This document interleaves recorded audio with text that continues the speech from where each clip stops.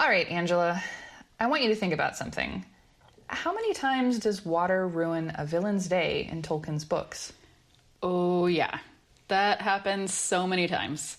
I can at least think of 3 right off the bat, but I know there's more. Right? If you were Sauron doing your annual evil performance review, sitting down with your orcs, it's just rivers, a flood, potentially more rivers. Water seems to be a continuous theme. Water, water. Yeah, at the Ford of Bruinen by Rivendell, the Nazgûl are right there. They almost have further in the ring, and the river just rises and sweeps them away. It's like, come on, Nazgûl, you're right there. Well, I don't know if I'm cheering for the Nazgûl in this case, but yes, like, Sauron gone. Yeah, they're washed out like bad laundry, and then the flooding of Isengard, the Ents dismantle Saruman's entire operation in one afternoon with some water. Just decades of work, gone. And then, obviously, there's Númenor in the Second Age. Wait, so Númenor is actually where it stops being funny and starts being more significant. The Valar break the literal shape of the world. The sea swallows up everything. Sauron loses his physical form. Everything gone. Yeah, he can no longer take fair form again, so we don't get to see stupid, sexy Sauron from the Rings of Power anymore.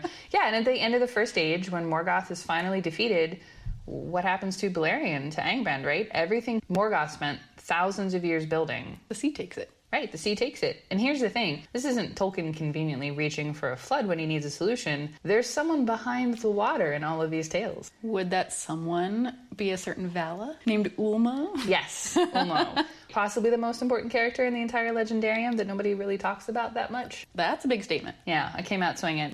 Ulmo is the lord of and the Valar of all waters. Every river, every rain, every underground spring. He's everywhere throughout Middle-earth in a way I don't think we see the other Valar. And Ulmo is out there. He's thoroughly invested in basically this counter-evil operation in Middle-earth itself. So I guess today we're going to be pulling on that thread. Who is Ulmo? How he quietly worked in the margins? And why water seems to be the one thing that Morgoth and Sauron can't touch. Let's go wander about it.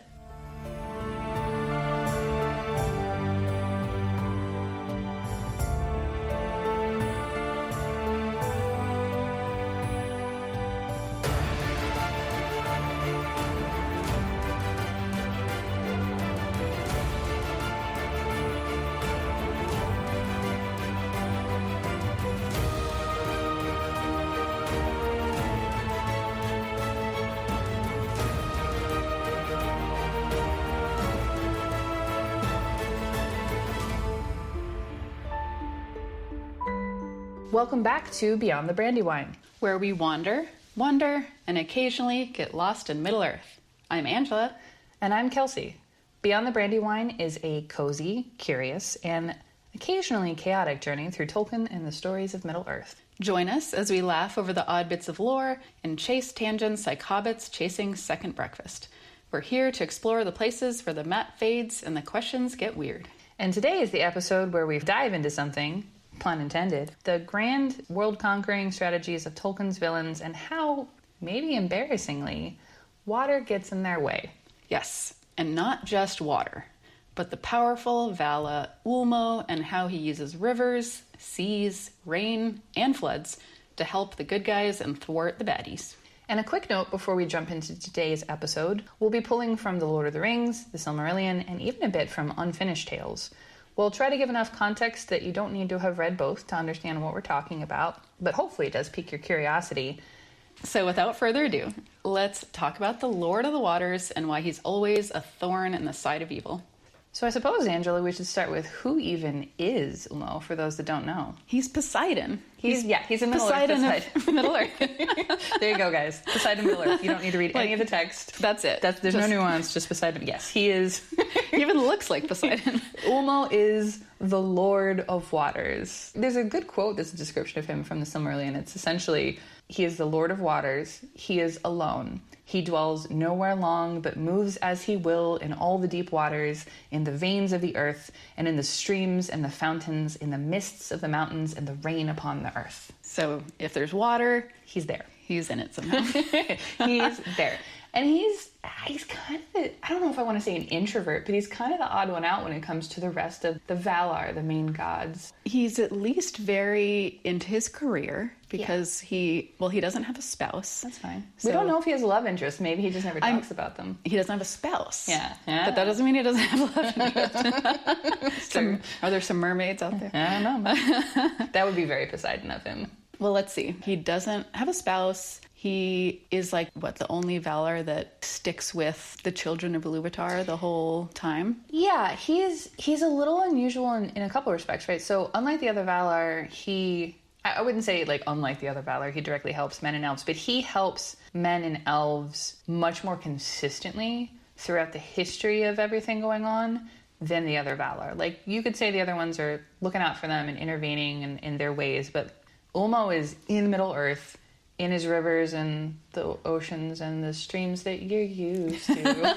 He's very much like chasing his waterfalls. Go chasing waterfalls. Yeah, he's doing his thing. But he's there actively showing up in visions to elves and men. He's calling them out, saying, do this, don't do this. He's much more active. He's much more active. He's not just like hanging out on the holy mountain of Teniquetil in Aman with the other Valar. He's there doing stuff. Yeah, for sure. He's very invested in men and elves in a way. There's another quote, I think. Yeah. I don't remember if I think it's from the Silmarillion in the Valaquenta, where they're talking about all the different of the Valar and stuff. And it says, and Ulmo loves both elves and men, and never abandoned them, not even when they lay under the wrath of the Valar. So can you remind me, the wrath of the Valar? Obviously, it sounds like they were upset at who exactly? I mean, they've both kind of annoyed them throughout history. I think specifically the second was it age. the Numenor thing? So Númenor is a good example, right? But even with the Noldor, they the kill their own stuff. kind. Yeah. They kind of do some things that aren't great. So the Valar are like, you guys. Yeah. I think there's two things. At the end of the First Age, it took Elrond's dad sailing all the way to Valinor to make his case, dear sweet Valar, please help us in our fight against Morgoth, for them to choose to intervene again. So there was a period there where they were like, hands off. Y'all are on your own. You kind of made this mess. We don't really want to get in it. And the rest of the Valar weren't necessarily moved until towards that last fight with Morgoth and striking down Angband and all of that. Okay. It seems like Ulmo was there even when that was going on. Yeah.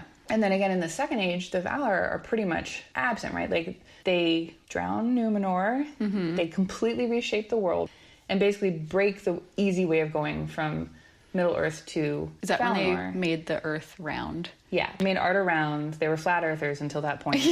But basically, there's no direct path to get to Valinor. They separate it, and even after that happens, I think we definitely see the echoes of Ulmo in the like if he's in the water domain, he's still theoretically hanging around Middle Earth in a way that the other Valar aren't. Yeah, which is interesting because Yavanna is plants and flowers and trees, but she doesn't live in the plants, right? Like Ulmo lives in the water.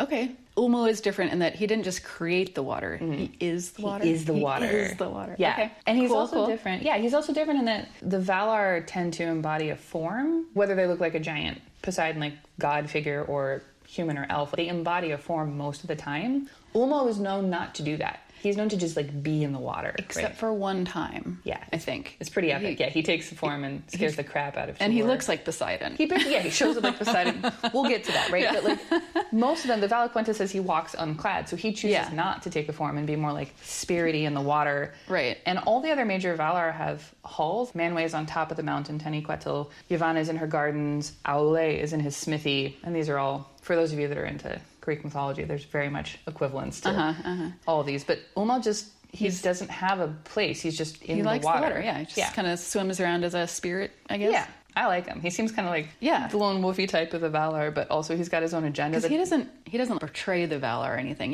He's a little bit of a rebel, maybe, and by rebel I just mean more separate from the others. He's off on his own sheet of music, but not in a bad way like Morgoth. Yes, exactly. Because Morgoth is the great betrayer. And Morgoth was a full rebel and went baddie rebel. Ulmo is just like, I'm going to help, but in my own way over here in the water. Yeah. Morgoth was also, for those of you, Morgoth was one of the gods who turned evil. Very classic, like almost fallen angel story. So he used to be one of the Valar's brethren, if not the most powerful of them, and then becomes the big baddie for a while. But yes, he is known for being on his own sheet of music in a bad way and trying to do his own thing. Ulmo just seems to kind of do his own thing and be cool with it. Oh, one of the cool things about Ulmo is his connection with the music. Yes. of the Ainur. Yes. The Ainulindale. Your favorite, my favorite word. Water being kind of musical. It was said somewhere, I don't know if it's Silmarillion or where, but it was something along the lines of specifically calling out how the water carries the song of creation. Yeah, it's a really cool quote also from the Vala Quenta in the Silmarillion. I do. Ooh, go read it. And it's in the passage discussing Ulmo, which is interesting because they're talking about Ulmo and then they talk about water and then they talk about water-specific properties. But it says, and it is said by the Eldar. Now again, that's the elves. So it is said by the elves. So, take it with a grain of salt because their history could have some bias. But it is said by the Eldar that in the water there lives yet the echo of the music of the Ainur more than in any other substance, and many of the children of Iluvatar hearken still unsated to the voices of the sea, and yet know not for what they listen. Okay. So the music of creation lives on in the water in a way it doesn't with any other substance, and that is Ulmo's domain and under his control, so that's pretty cool that he's got this direct line to the thing that I am and embody carries the music of creation in a way that nothing else does. So yeah, very sweet. Cool. And then it also kind of speaks to the way the elves hear the calling of the sea and yearn for Valinor. So I was going to point out that because with a lot of elves, maybe any elf, if you get too close to the sea and hear that call, you're going to want to go. Yeah. Like Legolas, it happens to Legolas. Yeah, you can't unhear it. And then there's this pull in your soul to go to the Undying Lands. Even if you're an elf that was born and raised in Middle Earth, once you hear water and the music, the ocean itself, that's it. You can't get it out of your head. It's like a seasickness. Even if you go back, seasickness. You go back to your woods, and it's like, nope, I want to go to the sea. For the sea. But I think it's really cool, right? So Morgoth, and even Sauron to an extent, they can corrupt rock, fire, and air, and twist living creatures because they pour their power into the substance of Arda, the universe in Middle-earth, but water retains the echo of Iluvatar's original music.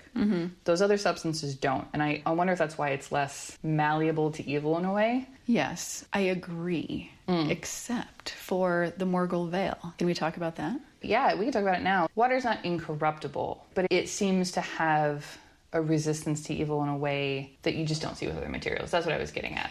No, I agree, because that's the only one that I can think of that seems to keep its corruption. The Morgul Veil, Minas Morgul, where that's the only place that can't be cleansed. But every other example I can think of about water in Middle-earth, able to cleanse. It can be cleansed, and often cleansed by water. Things that were corrupted in the First Age get sunk under the ocean and are cleansed of their evil. Morgoth's fortress gets crushed under the ocean and cleansed in a way. The Morgul Veil, Aragorn says it's kind of a special case. We're just going to leave it be and let it sit for hundreds of years. But I bet you, if it were to be completely washed out by water, it may be cleansed in the way some of the First Age stuff was. Yeah, that's fair. I think there's, and even back in one of our previous episodes, we talked about Nan Dungortheb with the Valley of Dreadful Death, one of my favorite spooky places. It's alluded to that the water there was also kind of tainted and poisoned, and you would almost get a madness if you consumed it. However, this one I think is a special case because the creature that corrupts that region is a giant spider spirit, Ungoliant. She's not even from the world. She's from the void outside of the universe. So I feel like she has powers to mess with water in a way that maybe things of Arda and of Middle-earth don't. But that's the exception. Right, because we still don't know how to define Ungoliant. No, she's just her wonderful own thing. What else about Ulmo? I have, interestingly enough, he doesn't like coming to meetings. When I talk about him doing his own thing. Would he go to a Zoom meeting, you think? Maybe if it was, work remotely. He's like, I don't need to do this in person. Well, this could have been an email. Yeah, the Valar get together and have their councils. And it said, again, this is in the Vala Quenta, and I like this quote. He is the most difficult of the Valar to comprehend, for he does not work with others, and he has seldom come to their councils. Love it. He's like, could have been an email, right? Like, he doesn't want to show up to the meetings. But he's definitely operating on a different, he's, again, kind of doing his own thing. Yeah. Whether that's deliberate. It's like, oh, that's Ulmo. It's just Ulmo being Ulmo. Yeah, exactly. But again, maybe it's because he's so focused on the people of Middle-earth and evil in a way that the others aren't. He does seem to be much more singularly focused, and he's not caught up in his own stuff. I like him a lot. He's definitely my favorite, I think, of the Valar. And then he's not mentioned. You have to go back into some of these earlier texts to really get any information about him, but he's clearly there. I mean, he's not like in your face sending giant eagles like Manwë. He doesn't have these obvious... Right. He does have servants. We'll get to them. But you're right. He's just kind of... Water is so omnipresent, you almost don't think about it until he shows up again. But he is... I think he's doing a lot of things unspoken, unseen, unrecognized. I guess how I'd put it is through the ages. So there's like first, second, third age. Lord of the Rings is in the third. His overt influence becomes less throughout the ages. So, like, by the third age in Lord of the Rings... But he is there. I think the through line is, if you choose to look, he's absolutely there. Because the other Valar all are there also, or at least maybe somewhat mentioned. Like you mentioned the eagles. Yeah, and Varda of the Stars, Manwë and his eagles. I almost think of even leftovers from Yavanna, maybe, but... And her lembas bread, which gets and the lembas bread, like, there's echoes of it. Right. In general, all of the Valar are not super invested by the third age. They're kind of like, it's kind of over to men and elves at this point. Plus, the stuff that they're actually dealing with is not as big of a scale as what they dealt with in the first age. I think less... It's like, you guys can handle less intervention may have been needed. Right. Yeah, I guess we'll start with Lord of the Rings, that maybe people are most familiar with. Yeah, and then I think... work backwards, because I wasn't sure which way to... I think that's a good way to look at it, too. And again, you will see in our examples... as we go through the places where Ulmo, we theorize he absolutely intervened or had a presence, some pretty significant stuff he's involved in, but it's less directly attributed to him the further you go in history. So the third age, you can make the argument, but it's not like Ulmo did this. Right. In the second age, maybe. In the first age, it's absolutely Ulmo showing up. Ulmo talked to this guy. Yeah, Ulmo talked to this guy. It's firsthand. So, right. So, and a quick shout out, actually, before we get to that. I know I mentioned Ulmo's agents, but he has his own Maya that help him in a lot of things. So there's two of them that are the main two that are his lieutenants, Osse and Uinen. Uinen. They're very beautiful. Osse. They're both vassals of Ulmo, and Osse is the master of the seas that wash the shores in Middle-earth. So waves, kind of? Waves and coastal, right, the coastal seas, like all of that. And then Uinen has pity on the seafarers, so he's known for calming the oceans and giving people safe passage. Probably really important to the Númenorians later, but I think it's interesting that Osse specifically, he was briefly seduced by Morgoth during the earliest days of the world, and Uinen helped pull him back from that full corruption. Yeah. It's interesting only in that he was briefly tempted by Morgoth and then came back under the fold of Ulmo. But thank goodness, because could you imagine if the waters were rocky and turbulent? And so that could have been real bad. But he was a Maya that was tempted and came back. Sauron is a good example of a Maya that was tempted and stayed in Morgoth's service. But also, I like to think that that gave Ulmo insight into Morgoth in a way that he had a lieutenant that had kind of seen briefly what Morgoth was planning and came back. They gave him insight into foiling Evil's plans in a way that maybe the other Valar didn't have. I could see that. Yeah. That's pretty cool. Okay. So in sort of the second section, we wanted to talk through, as you said, reverse chronological order, all the ways we think we see Ulmo in all the cool stories of Lord of the Rings. Yes. And then some. Yeah. So all these, well, most of these are going to be from the movies, with some exceptions. But you should recognize these. So, what do you have for the first one? I've got the big one, which is the ring hanging out in the River Anduin. Yeah. For a long time. Like, if we think about... 2,000 plus years? Yeah, 2,461 years, I think. Yeah. If I do my math on that. And for 2,500 years, the ring passed out of all knowledge. Yes. Our best Galadriel impression. But, again, there is no explicit credit given to Ulmo. We will call that out up front. The Unfinished Tales actually has a full account of the disaster of the Gladden Fields and everything that goes down with the men who had the ring and being attacked. Isildur losing the ring and it falling into the river. And as we, those of you who've seen the movie, the ring slipped from Isildur's finger and was lost. It's interesting in that, whether by design or by providence, the one thing that could destroy Sauron spent 2.5 millennia in a domain belonging to Ulmo. And people were looking for it. It's not like people were just going about their... we lost the ring. No, it was being highly looked for by Sauron, probably others too. And none of them sensed it? Yeah. 2,500 years, that's a long time. The river's not that long. No, it's not like... And these are some powerful and 2,000 years is a long time to be looking for it, so... It's hard to imagine that there wasn't some type of protection, perhaps? I think that's where you and I both landed, in that it's not confirmed that it was an act of Ulmo, but I feel like if it had fallen into other substance, maybe there would have been a higher chance. Like, Ulmo absolutely has to sense that the ring is in one of his rivers, given his power. Yeah.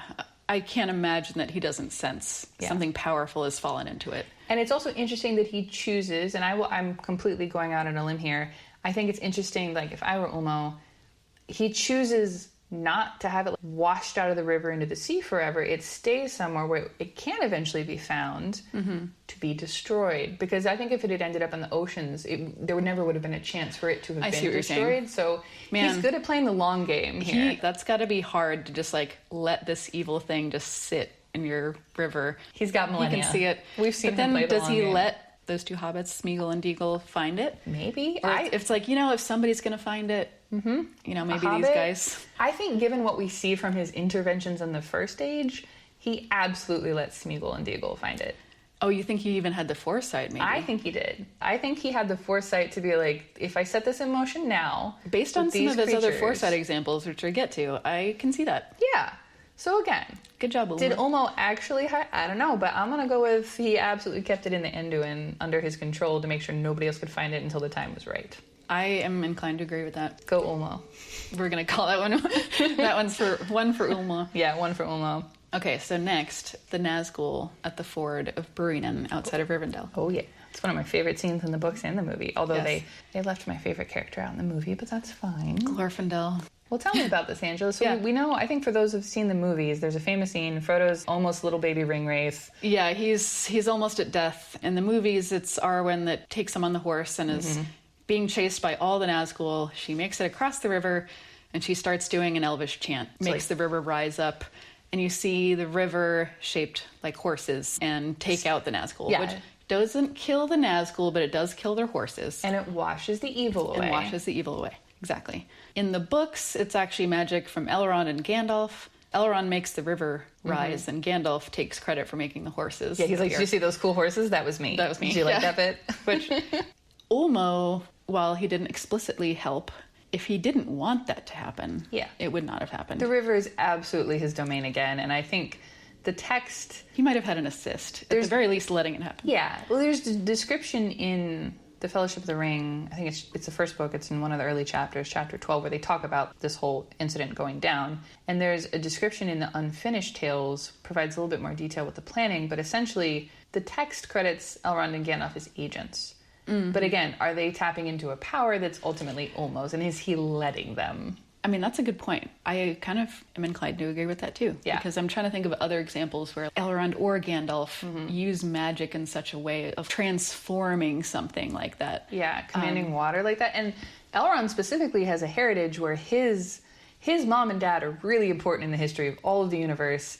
And Ulmo has helped them out before. So I like to envision, again, this is Kelsey standing on her little rock over here, but I think Elrond has the ability to tap into and work with Ulmo's powers because of the favor that Ulmo has bestowed upon his lineage specifically in a way that we might not see. I was like, tell me another elf that's like commanding rivers. Right. Truly. Yeah, that's a cool bit of history. But I wanted to point out too that we see a couple examples in just the beginning of the Fellowship of the Ring where the Nazgûl and their horses do not want to cross rivers. Yes, they seem very uncomfortable. Like the Brandywine River and the Ford of Bruinen, which the ford is actually not that deep. Arwen's horse or it's shallow enough for a horse horse to go across theoretically. Right. So like, why are they so afraid of it?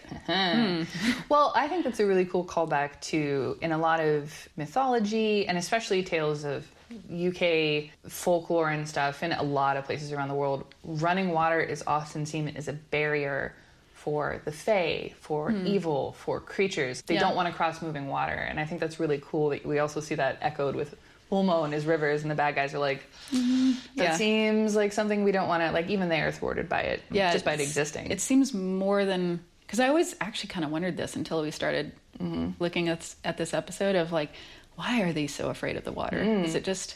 Because Ulmo... Are they going to melt like a witch or something? Or, it's probably because Ulmo, they sense that power and he could do something to them. And if he's going around not informed, hanging out in rivers, what if he's in that river? Like, I wouldn't want to be like, I'm just going to try, and Ulmo comes up and is like, hey, washes him down the river. Like, the fact that he could appear at any time would make me very nervous as a bad guy. Yeah. He's great. I love it. He's like, it's like the ultimate stealth mode. You never know when Ulmo or his servants are just going to pop up in a river being like, ha-ha. That would be awesome. Okay, what do you have next? I think it's a very epic scene from the Two Towers in the movie and the books. The Ents, very famously. Oh, yeah. These tree-like creatures that are sentient and amazing are trying to fight against a wizard that's gone bad, Saruman. And Saruman's fortress, famously, Saruman the wizard had dammed up a river. Again, he's trying to thwart something that belongs to Ulmo, and in damming the river, he is able to dig these horrible pits and burn trees and create places to create orcs, and he's corrupted the land around it. And then the Ents are like, and they go up and they break the dam, and all this water comes... Release the river! Release the river, right? Release the power of Ulmo, and it comes through, and again, cleanses the place of evil, puts out the fires, washes away all the filth, drowns the orcs, and it's this awesome... I mean, it's an incredible scene in the movies. It's an incredible scene in the books. Plus, I'm just like, trees fight back. But... Trees fight back. No, it's very much a commentary on nature versus industrialization. Right. The Ulmo side of things. Yeah. I mean, it's definitely at least showcasing the power of water, but there's that definitely not spoken in the movies or books. But no.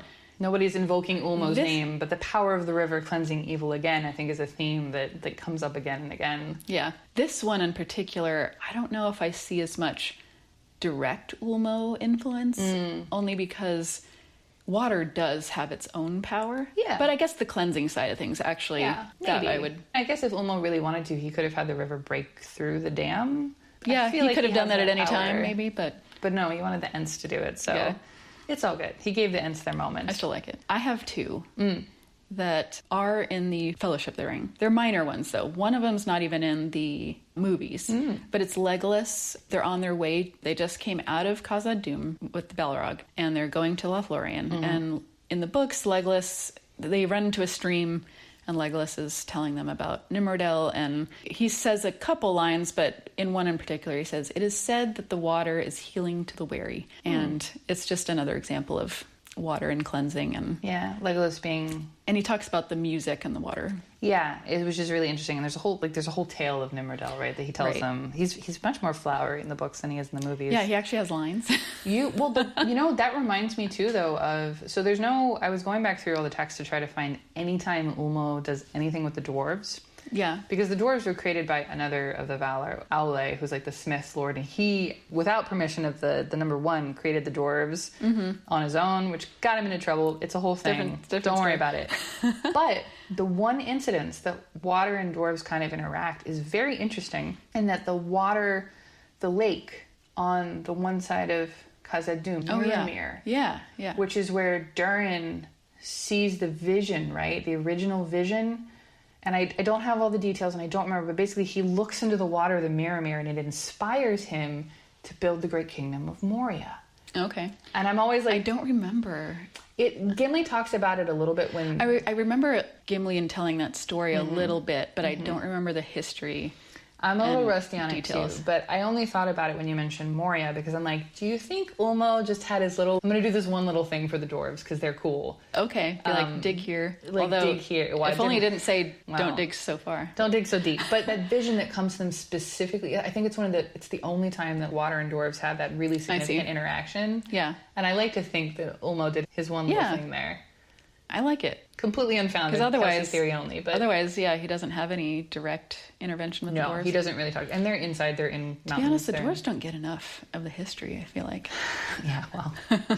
Another tangent. I was justice for the dwarves. But yes, I was like, that's the only time I could think of Ulmo having interaction with the dwarves in a significant way. Okay, my other one is a small one, but is in the movies. It's where they send Boromir over the falls of Raros. Oh, yeah. In the elven canoe. Yeah. And he goes over the waterfall, but the boat doesn't sink, and it's carried down the Anduin towards Gondor? Yes, towards Gondor. And that's where Faramir sees, whether it's a vision or really seeing Boromir. Yeah. He talks about it like it's a dream, but... I think he does see him, because how do they get the horn that's cloven That's in two? true. He said it's like a dream, but I guess it really did I think happen. his brain didn't want to process it. Right. But yeah, the boat doesn't sink, and it has this glow about it. Now, is it only elvish magic on the canoe, or is it also some Ulmo influence going on? I think you can make the argument for a little bit of both, right? Because the boats were given to the Fellowship in Lothlorien, and I think Legolas talks about, like, they're super magic boats. These boats don't capsize. Yeah. Like, they always find their way. The Melgic. The elvish magic is more explicit. Yes. I'm just putting, did Ulmo help it along? Well, I think you could make the case. I think the elves of Lothlorien have magic in the boats to keep the boat from capsizing, which is why the body of Boromir, the slain warrior, is able to go over these giant waterfalls and somehow be okay. Still, yeah. But the fact that it gets to a point specifically on the river where Boromir, the fallen warrior's brother, Faramir, finds him and is able to take his famous horn that was cloven into by the Uruk-hai and then take that story back to their father. I think Ulmo probably could have a hand in directing the boat to getting to that exact spot. It could have gone down the river, it could have gone to the sea. Like, what are the odds of it floating right up to Boromir? Yeah. What are the odds of it floating right up to his brother, who's with a scouting party, being That's Ulmo for sure. That feels like Ulmo. Yeah, Just gonna call I it. agree. And it also helps set in motion a lot of the things that happen in Gondor later in the book. So again, not directly attributed to Ulmo. I think we can see his influence there with that if we're looking at the water and everything. Yeah.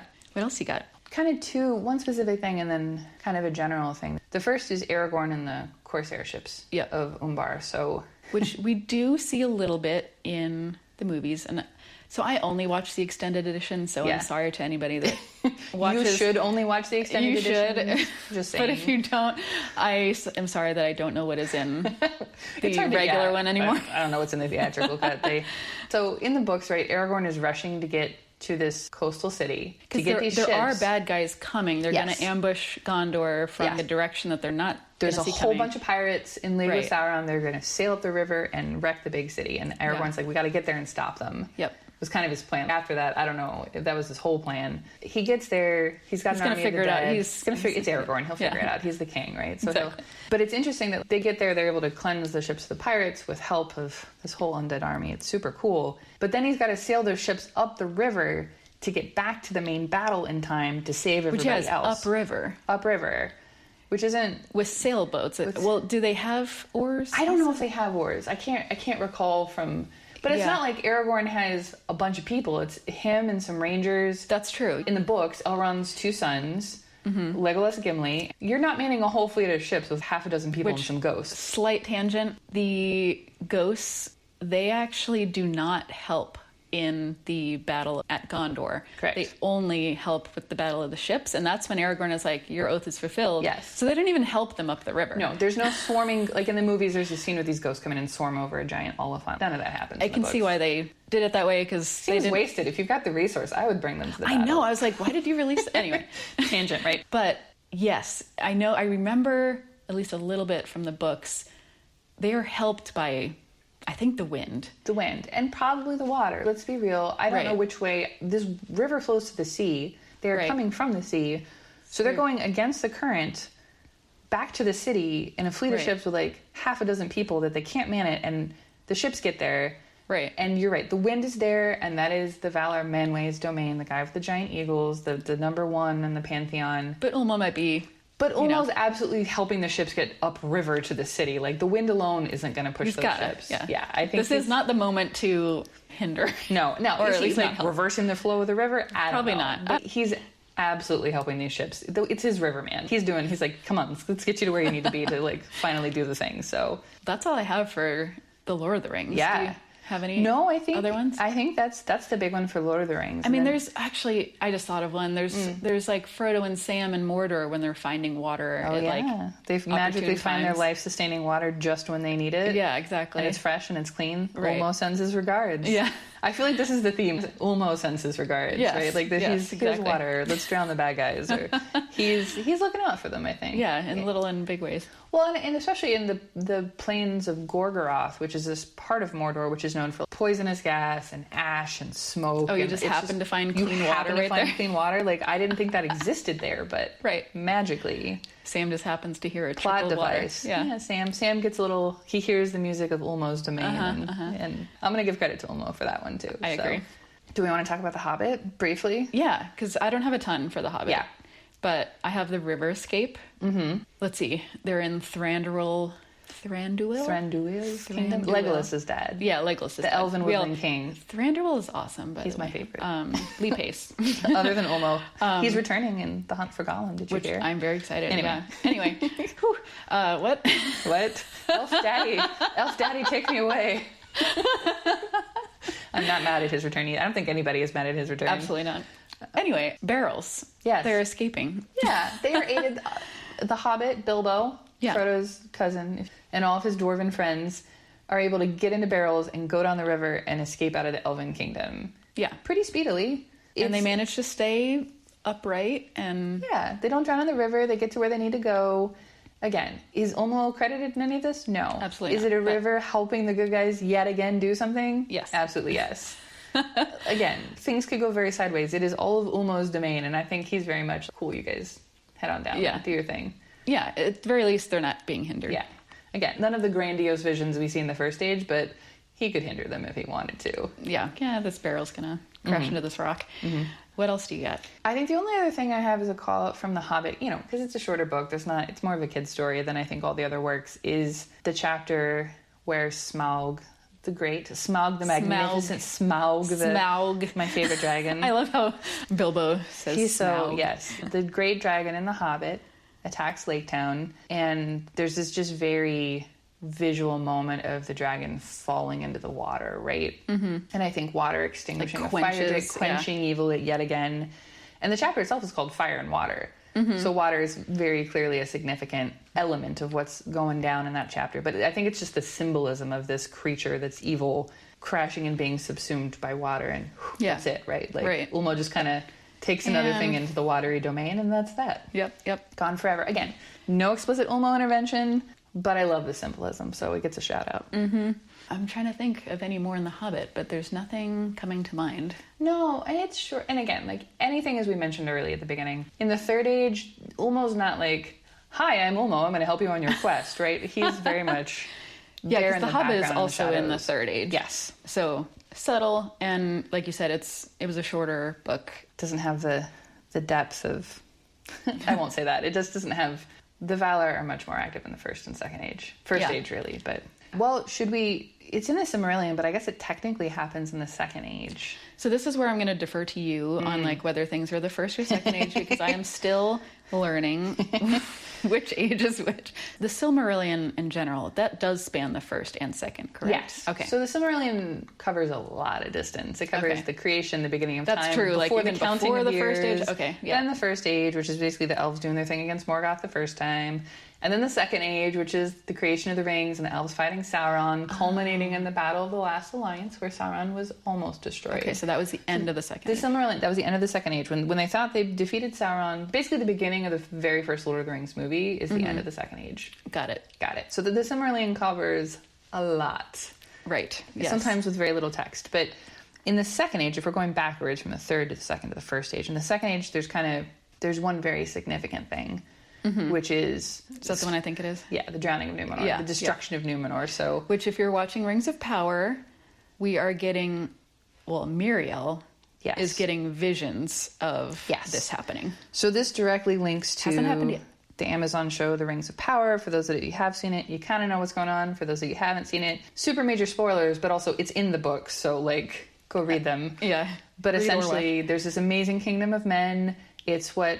Elrond, half elven from Lord of the Rings, his brother founded this kingdom and chose to be immortal, and this whole line of amazing men that Aragorn is eventually descended from comes from this island of seafaring people. They were gifted an island that essentially was halfway between Middle-earth and Valinor, which is like the heavens. So it's like they're not quite with immortal life, but they do have much longer lives than...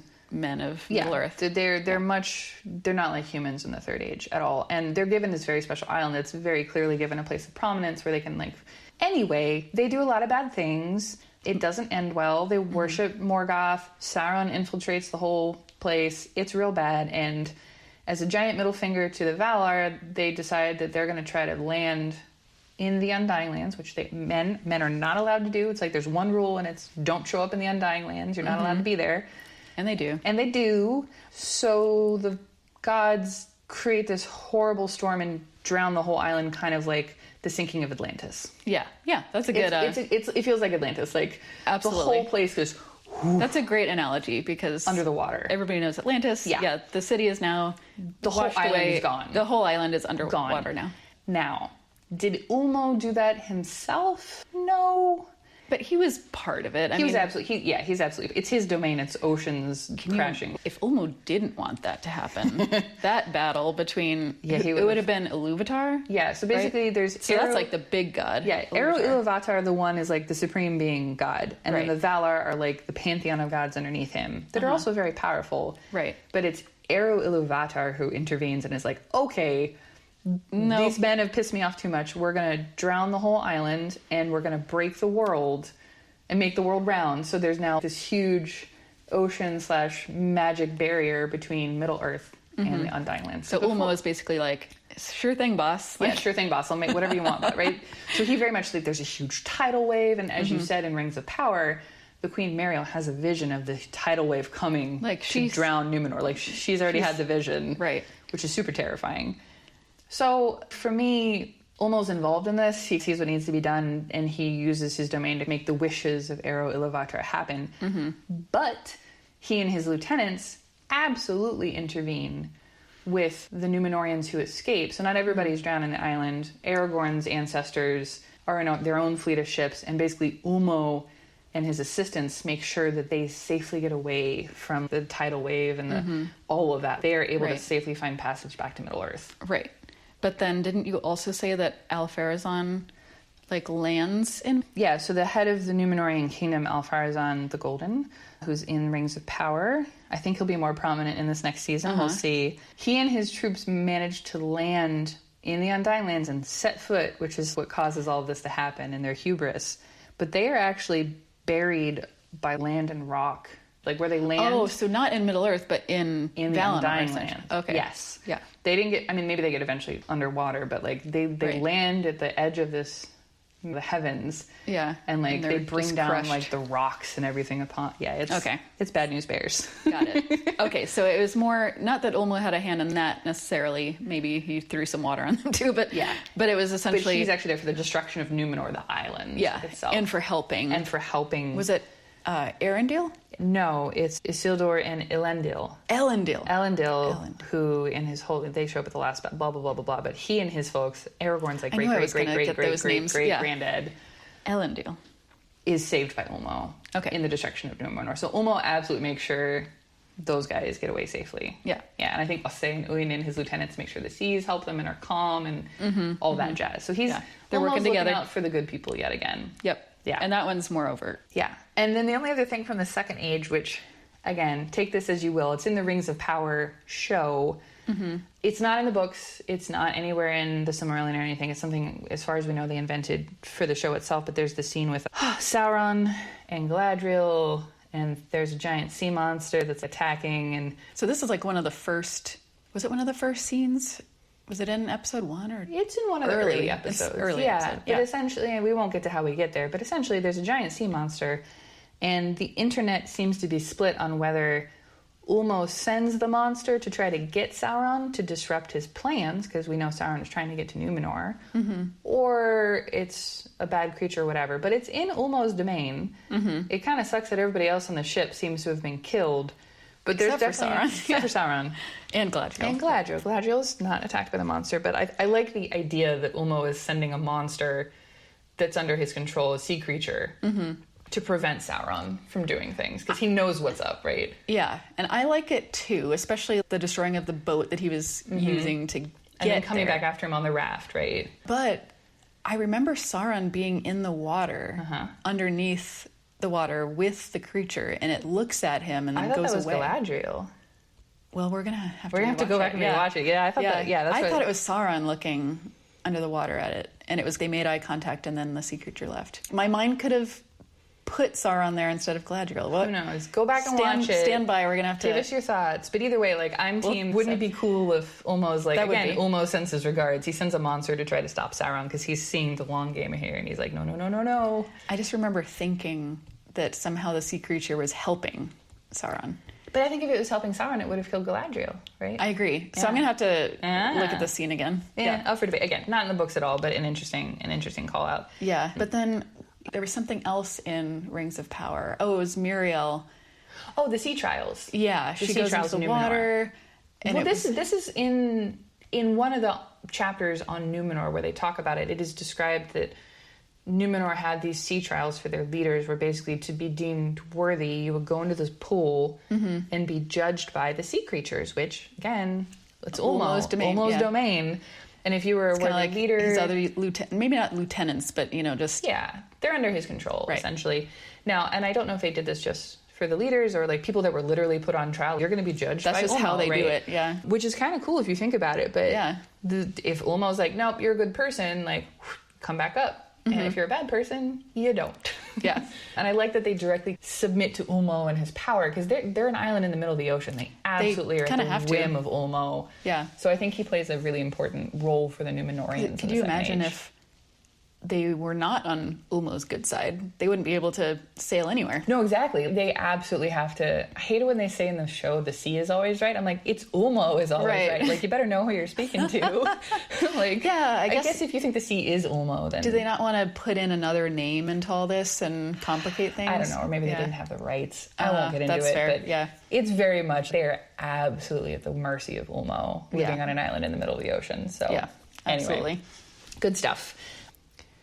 Well, Angela, we've talked through the third age and the second age. Time for the first. You ready for the first age? I am. This is where we see the most direct intervention of Ulmo and, the other Valar. And we see him in his full might. We see him in physical form. Poseidon form. Yeah. Poseidon form. He's just doing the most. And I love him for it. I even remember reading the Silmarillion as a kid, being like, this dude is awesome. Like, terrifying, but awesome. Which is weird, because I just listened to the audiobook of the Silmarillion, and I know some of these events, but I don't remember Ulmo. Some of it's in Unfinished Tales too. So see, that's the one I'm just starting. You gotta read. I'm catching up, you guys. Yeah, I think the coolest parts are in Unfinished Tales, because that's the stuff that Tolkien's son Christopher was able to piece together and like, here's all the other stories he was working on, and you can see the vision, and you're like, oh, if only he'd had time to finish all of these stories. Oh, I know. He just needed more time. Yeah, I think Ulmo is the coolest. And there's some stuff too, like, but it's usually in Tolkien form, it's only a sentence or two. So you really gotta read the text. As is his way, yeah. Yeah, to be like, I mean, I remember Ulmo from the beginning when he's talking about all the different Valar, and obviously some of these events, which we'll talk about. But then again, it's like you don't know what you don't know. So at the time, I probably read it or listened to it and didn't really realize who I was visualizing. So where do you want to start? Oh man, there's so many good places. I think we could start with the edge case, which is just the kind of defensive places that exist for the elves. Like rivers as a defense. Yeah, rivers as a defense. I think in this section, a lot of our theories come to light in a way that are much clearer. Water is defense, water is a boundary, water is uncommandable, not quite uncorruptible, but you see it a lot more in the first age and everything that's going on with the elves and their fight against Morgoth. There's kind of three things that all kind of happen with rivers and boundaries, and one is the kingdom of Doriath. Good old Melian. Good old Melian, we love her, Melian the Maya.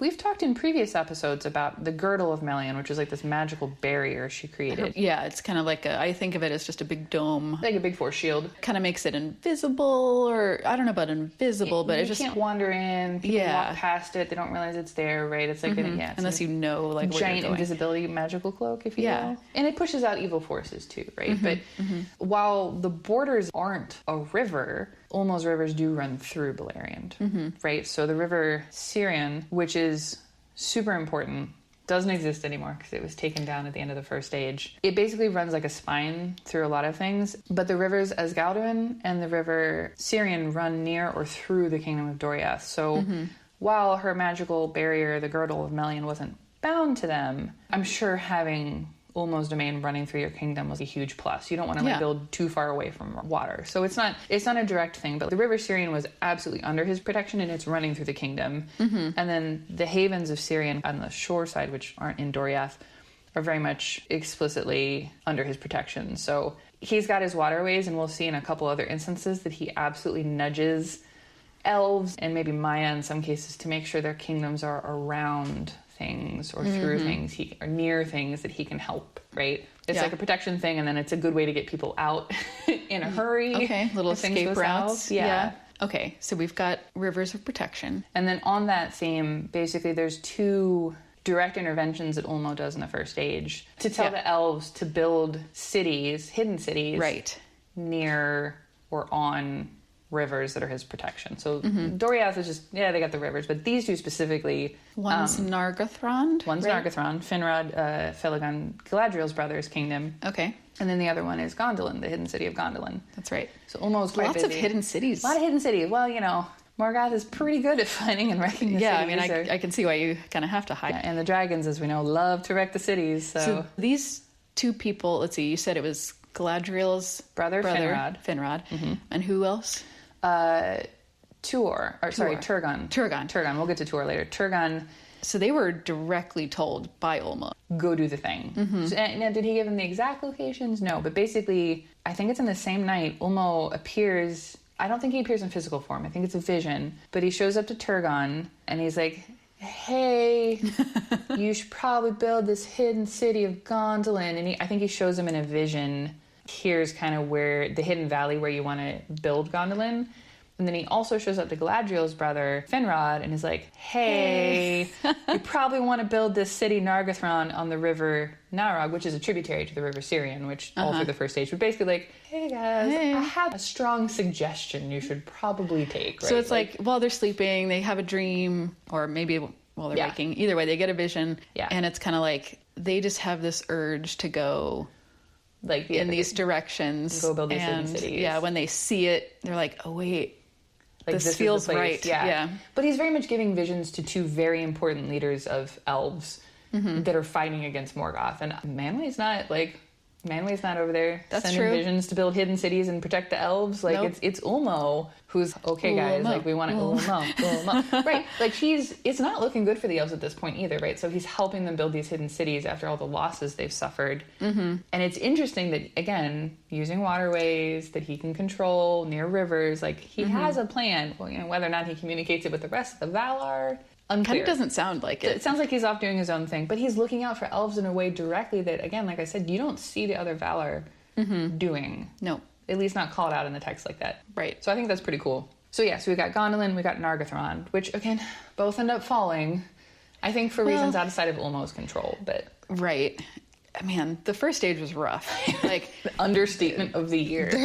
There were times when I was like, how is there anybody left? And so I guess building these hidden cities, we're talking thousands of years too. So these cities did have time to rebuild and stuff. Yeah. But he also helps look out for the refugees when Gondolin does fall. Ulmo helps take care of the refugees at the havens of Sirion. He's here for the long game, looking out for saving whoever he can, even if he can't control Morgoth, like Glaurung destroying Nargothrond, right? Right. Can't stop that, but he can do what he can to make sure somebody survives. And speaking of his foresight again, I'm pretty sure that some of these people he's giving visions to, like he knows that they're going to be important, or maybe it's because he goes to them, they are important. I don't know. I mean, maybe. I think the clearest case for somebody being real important is Tuor, and this is actually I think this is mostly in the unfinished tales. So it might get a mention in the Silmarillion, but it's not really there. But this is so crazy because there's this chapter in the unfinished tales of Tuor and his coming to Gondolin. This is the only time that Ulmo physically manifests. He doesn't just come in a vision. He goes full Poseidon form. There's this old elven hall on the seacoast, which, again, coast near Ulmo's domain. Tuor is a human man. And he shows up at this place. It's called Vinyamar. It's an old elven hall. I remember hearing that name. Who's the guy who created Gondolin, right? Like the guy that goes to create Gondolin. This is his old place. Ulmo shows up 1,000,000 feet tall in full Poseidon glory to Tuor. And he appears in his terrible sea form, and it says he was clad in a robe of shimmering silver gray, and he wore a helm of sea green. I would have a heart attack if I saw that come out of the coast and start talking to me. Especially, if they know of the gods. Right? Yeah, kind of. Because Tuor was raised by Sindarian elves, so he probably knew more about the Valar than your typical man, I think. Yeah, I was about to say that I know the elves know of the gods, but maybe not so much the men. TBD, right? Depending on how much time you spend with elves and stuff. Anyway. But this dude, Tuor, shows up on the coast, and Ulmo, again, long game, I don't know how many years before, had told the elf Turgon, hey, leave some armor here. Leave some stuff here. I'm not going to tell you why, but trust me, bro. Like, leave the stuff here. So then, however much longer later, Tuor shows up. Ulmo comes out full Poseidon, scaring the ever-living daylights out of him, and says, hey, I got some armor. Here's a special armor just for you. Ulmo wraps Tuor in a cloak of sea blue and sends him to find Gondolin.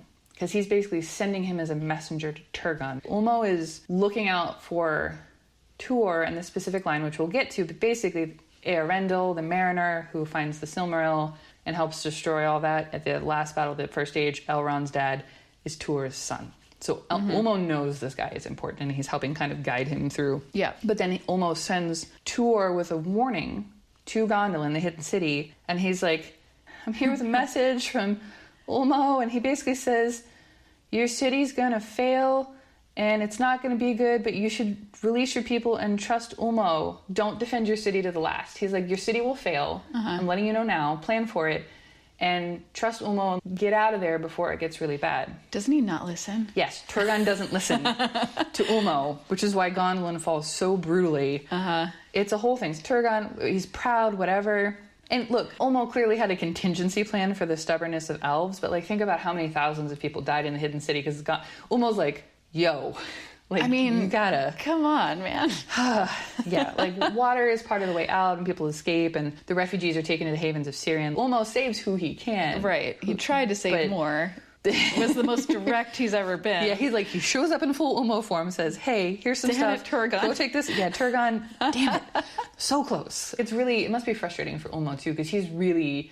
I feel like he, at this point, is, again, the only Valar who's directly looking out for How many elves. times do you think Ulmo has thought, why am I doing this? yeah, it's like all the other Valar have given up on these people, and yet I cannot stop. So, yeah, I want to, like, that specifically, like, I don't think there's another point in the text where Ulmo shows up full Ulmo mode, being like, hey, and to a man, not to an elf, which is pretty cool. Yeah. No, I don't know of any either. A very important man. That's Tuor and Gondolin and Turgon's stubbornness. Thanks for the story. Because I knew of it, but not nearly as many details. Well, we have the big one.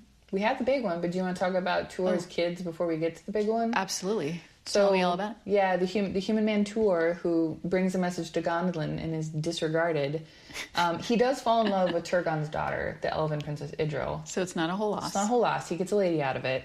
And they have Eärendil, who is Elrond's dad. So Tuor is Elrond's granddad. Okay. So they have a half-elven son, Eärendil. Right. Who is super, super important to everything that happens in the rest of the First Age.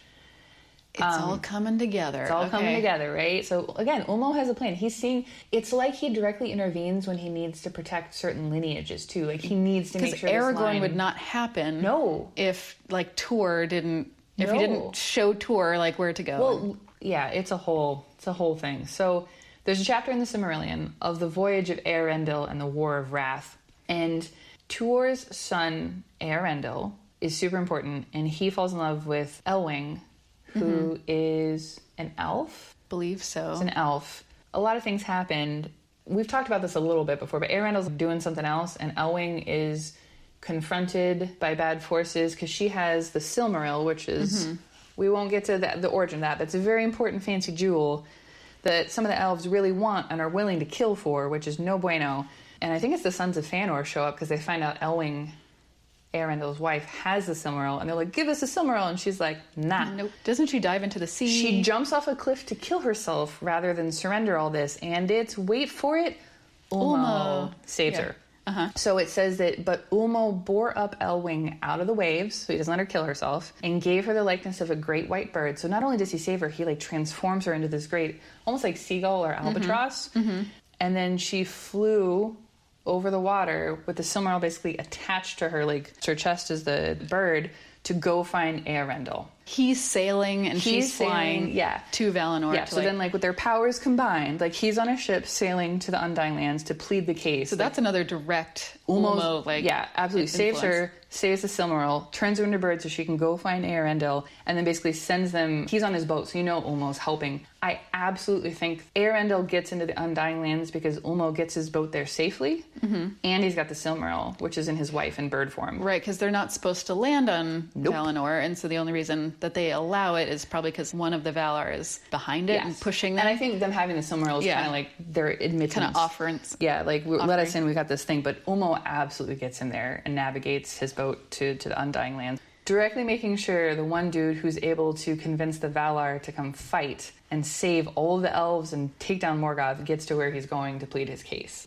Thank you. Again, Ulmo stepping up for... Yeah. Because I think this is part of the part when you asked about the wrath of the Valar. The Valar aren't too interested. They're kind of like letting things play out in Middle-earth. They're not intervening. They're kind of like, oh, you guys got into this mess. Like, you fix it. Where they're kind of ignoring it. So at this point, Ulmo is one of the few Valar who are really looking out for men and elves and making sure all of this sorts itself out. So yeah, which then all leads to the War of Wrath. The end of the War of Wrath. I think it's in that same chapter, the Voyage of Eärendil and the War of Wrath, but it's the great battle at the end of the first age, and the Valar actually show up, thanks to Elrond's dad. And we have another big wave. We have another water destroying an entire continent at this point, so bigger than Númenor. Well, I guess it wasn't practice, because that happens later. After. Yeah, but this is like... Yeah, Númenor's just a smaller version of the sinking of Beleriand. Númenor's like small cakes compared to... Beleriand, we've got the Shire. And then when you go to the coast, that's the Grey Havens, where they sail to Valinor. Yeah, it's the Shire, the Blue Mountains, and then the Grey Havens. And the Grey Havens, which we know of in Lord of the Rings. But what used to exist at the Grey Havens was actually more land and like a whole nother continent. Well, it was all part of the same continent. But like a whole continent in terms of size. Like another Middle Earth, almost. And it's all gone. Yeah, it's all underwater. Yeah. Just to give the perspective. Because I think the Blue Mountains and the Shire would be like 2/3 of the way across the continent if the map were still as it was in the first age. So a lot sank. It's very interesting because it's kind of a catch-22. Yes, the Valar finally intervene to help the elves and men finally defeat Morgoth and all of his bad guys. But it's kind of this, it's the reason you don't want them to intervene at the same time, because the gods fighting literally earth-shattering. Yeah, literally earth-shattering. Right? Like continents down, mountains down, the whole continent sinks underwater and is cleansed. There's a slight shot of it. It's like some in Rings of Power left, in the first opening. I wish they'd shown more. Yeah. But yeah, Ulmo absolutely washes away all the evil and brings the destructive power of the oceans upon. But it's pretty extreme to be like, the only way we're going to fix this is to get rid of this whole continent because it is tainted. Like, it's going away. This is not salvageable. Wash your hands of it. Yeah. Wash your hands of it. That's it. But also, it's given to Ulmo's keeping now. It's all sunken under the waves, and he's able to keep all that evil from floating back up. Yeah. Whew.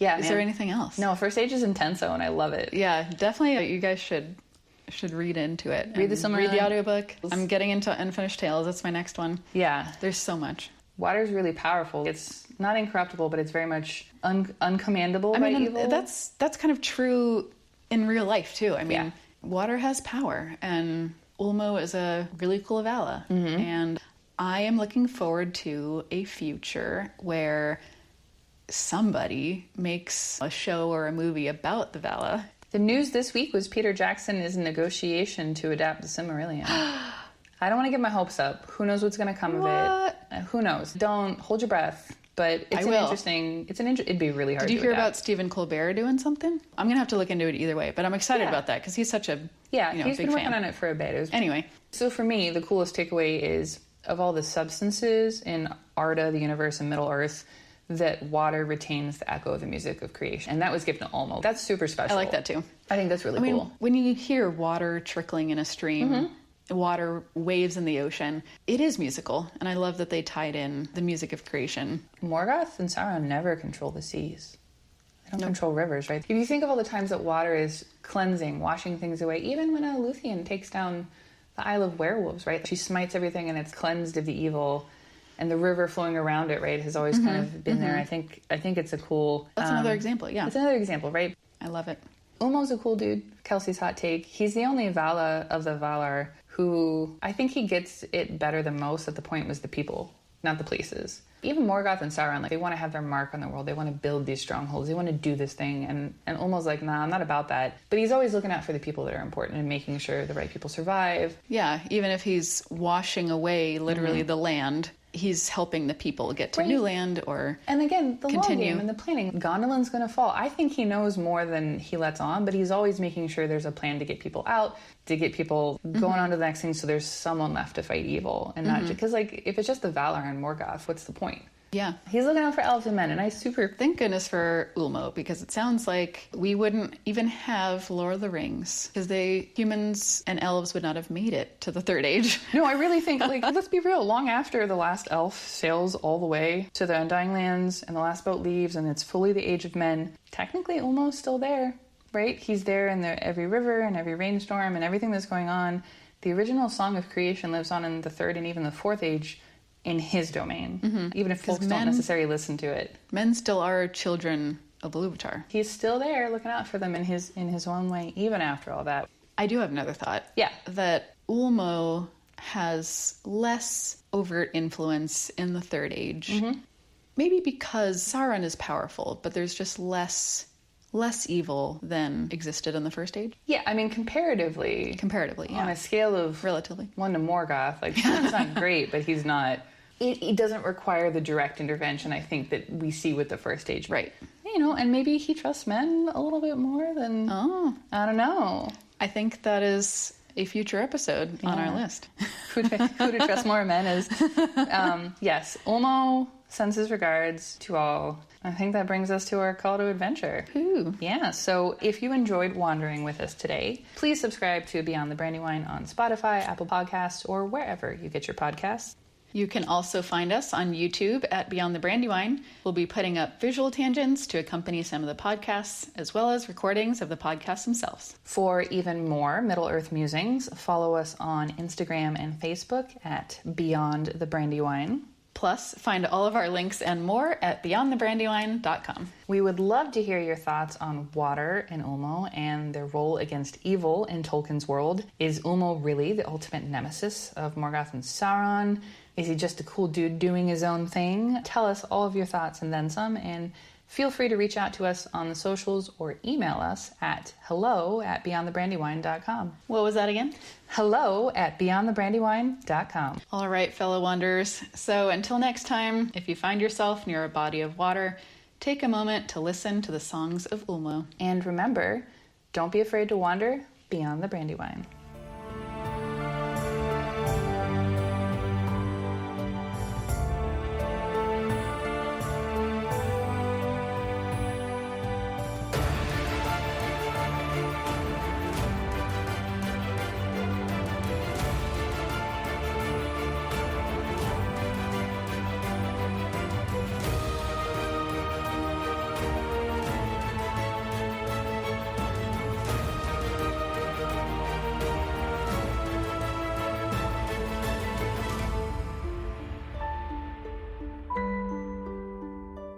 Testing the microphones.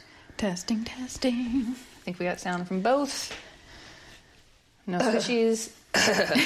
Every time that's going to be like... Do you think she would thwart Sauron more than... Would Lorraine thwart Sauron more than Ulmo? In terms of just her stubbornness? Wait, with Lorraine. I heard the ring. No, the ring. No, Lorraine. With the one ring. Right. Like, you hear the coughing as she puts on the ring. Gosh. Yes.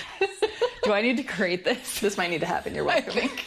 I think this has to happen. It's gonna happen. Oh my gosh, I love it. I think Lorraine would drive Sauron insane. Yeah. In place of a Dark Lord, you would have a... Can you imagine? Yes. Oh, this has to happen. Thank you for that idea. That's happening. My brain says you're welcome. Perfect. Cool. Last out. Let's do it.